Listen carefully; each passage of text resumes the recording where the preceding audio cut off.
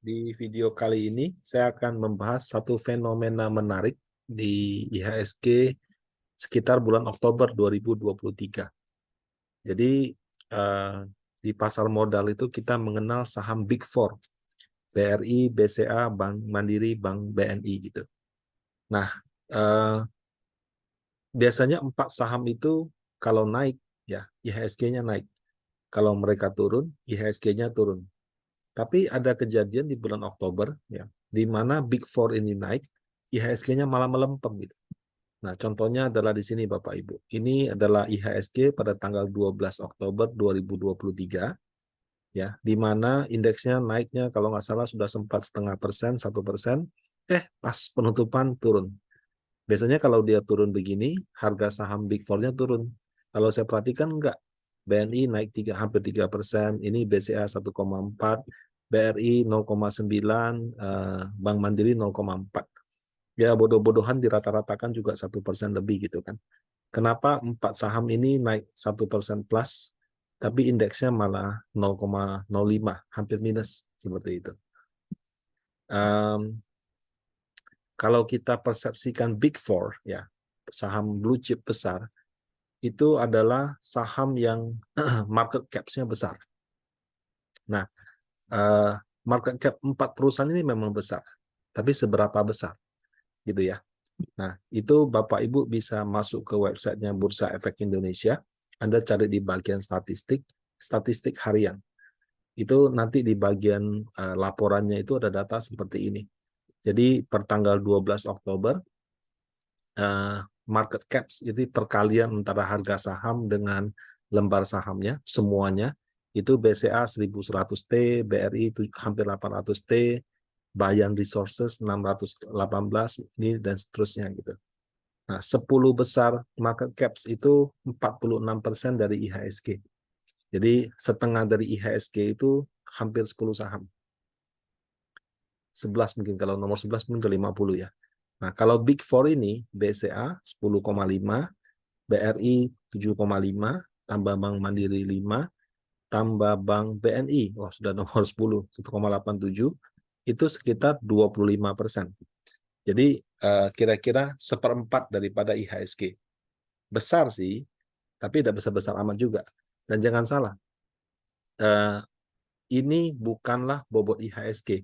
Kenapa? Karena IHSG sekarang tidak lagi menggunakan market caps, tapi free flow adjusted market caps. Nah, jadi free flow adjusted itu maksudnya, free float, bukan free flow ya, free float adjusted market cap. Market cap, jadi FFANC istilahnya, free float adjusted market cap. Free float itu artinya dia menghitung jumlah lembar saham yang dimiliki oleh publik, tidak termasuk pemegang saham utama. Jadi misalnya ada Bank Mandiri, dimiliki pemerintah 60%, maka 60%-nya nggak dihitung. Lembar saham yang dimiliki direksi, komisaris, tidak dihitung. Pemegang saham yang punya di atas 5%, kayak Pak Lo Keng Hong, namanya keluar, itu nggak dihitung juga.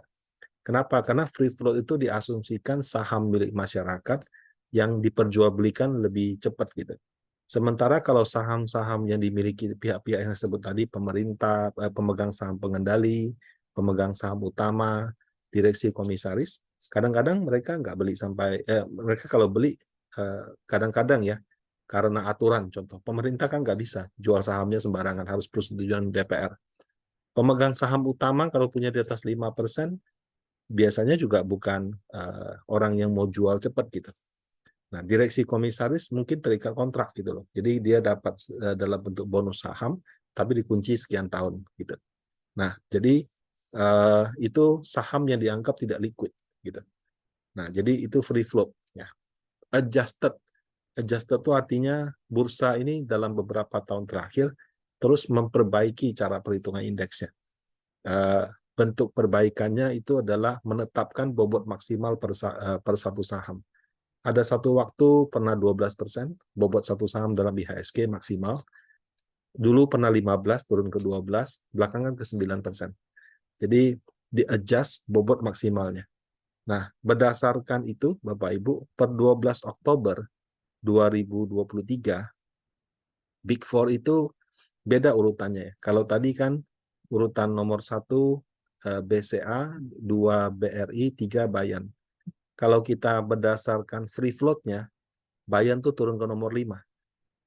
Bank Mandiri yang tadinya nomor 4 naik ke nomor 3. BNI yang tadi di urutan nomor 10, kalau dihitung free float-nya jadi urutan nomor 8. Bobotnya juga dari 1,87 naik menjadi 2,79.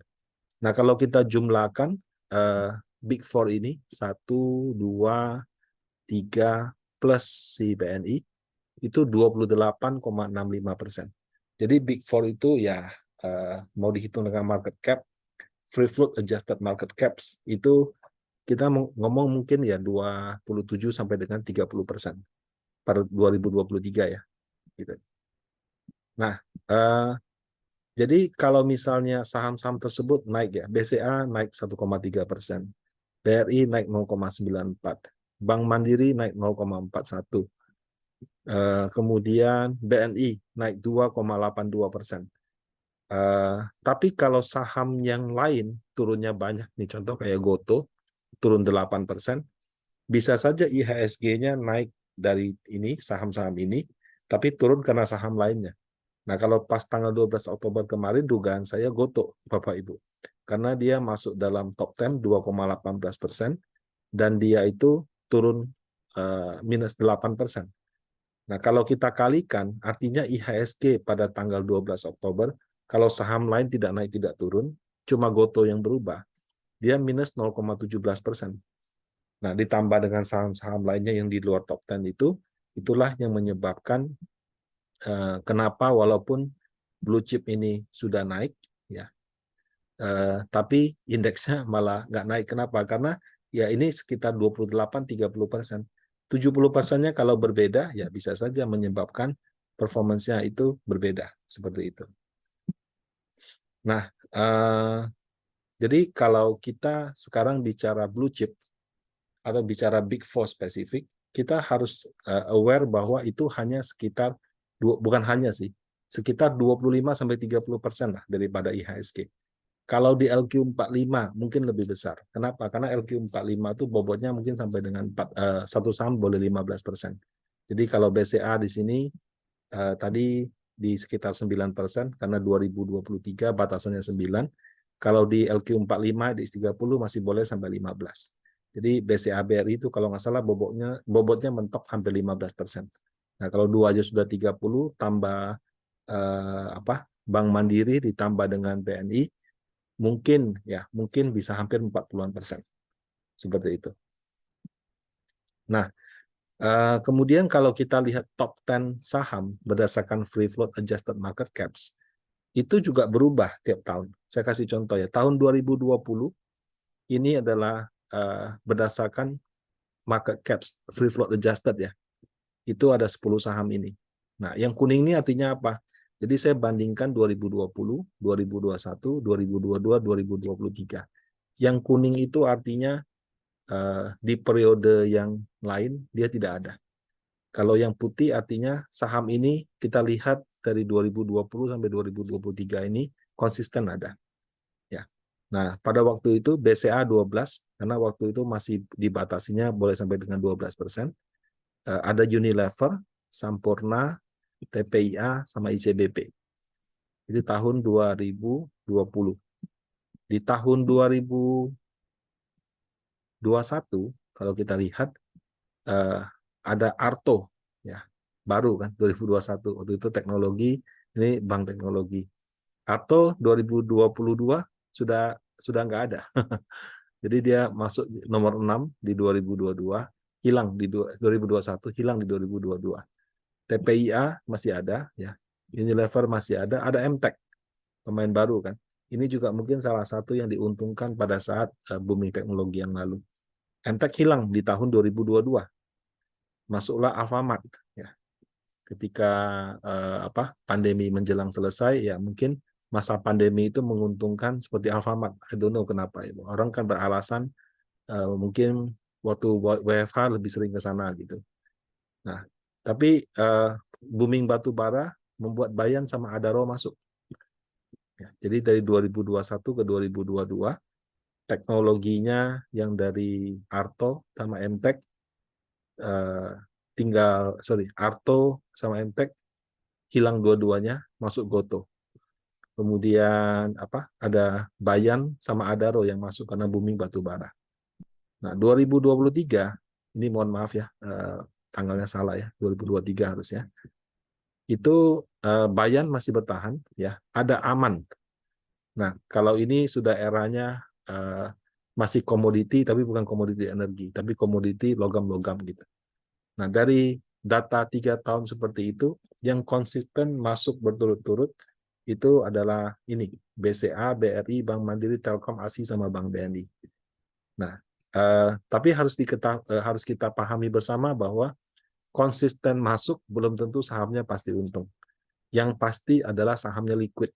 Artinya kalau buat pemain besar, investor asing, tidak ada masalah bagi mereka untuk melakukan pembelian dan penjualan dalam jumlah besar. Tapi apakah kalau mereka masuk pasti naik? Sayang sekali tidak. Ya, contoh lah kayak harga saham, harga obligasi. Apakah asing buy selalu naik? Apakah asing sell selalu turun? Enggak juga. Ada banyak waktu juga asingnya sell, sahamnya naik dan sebaliknya gitu. Ya, jadi besar, liquid, masuk LQ itu lebih ke liquidnya saham. Jadi bukan ke harga sahamnya akan naik atau turun. Jadi harus dibedakan. Yang tidak masuk 10 besar belum tentu juga rugi gitu.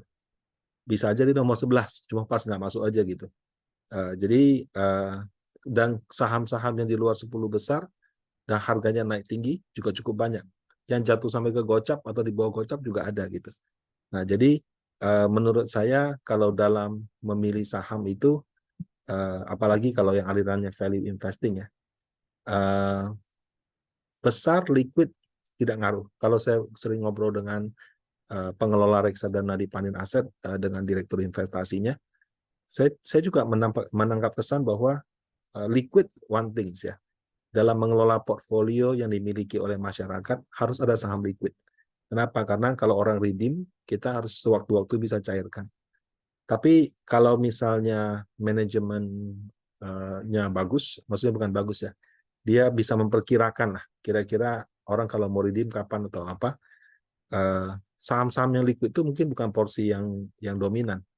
Mungkin ada yang 30, ada yang 40, ada yang 50, ada yang 60. Tapi sisanya itu dia tempatkan ke saham-saham yang menurut dia fundamentalnya bagus, valuasinya murah, dan atau valuasinya mungkin tidak murah, tapi ada prospek untuk growth di masa mendatang yang signifikan seperti itu. Nah, jadi penempatan di reksadana dalam rangka untuk menghasilkan alfa itu tidak selalu saham-saham yang liquid.